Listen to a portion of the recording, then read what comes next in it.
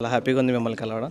So చాలా రోజుల తర్వాత మీరు ఇలాంటి ఫంక్షన్స్కి అటెండ్ అవ్వడం అండ్ హిట్లర్ రిలీజ్ అవుతుంది కదా.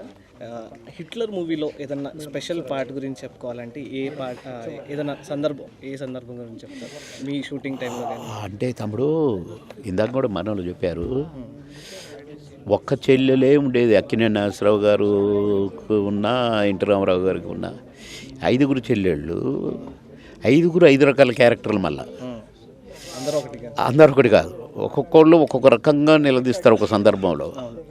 కానీ అందరికీ చూపుతో సమాధానాలు చెప్తూ తన దుఃఖాన్ని తనలో దాచుకుంటూ చాలా బాగా నటించారు మా చిరన్న. చిరన్న అంటే చిరన్నే, మెగాస్టార్ అంటే మెగాస్టార్. అట్లా అన్నీ చక్కగా సమకూరిన హిట్లర్ అనగానే ఏదో విలన్ సినిమా అనుకుంటారు, కాదు, ఒక మంచి సెంటిమెంట్ సినిమా. అందుకని గ్రేట్ సినిమా ఇది.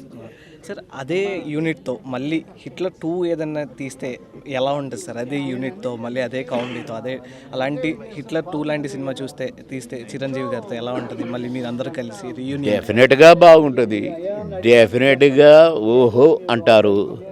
కానీ తీసేటోళ్ళు ఎవరు ఆలోచిద్దాం.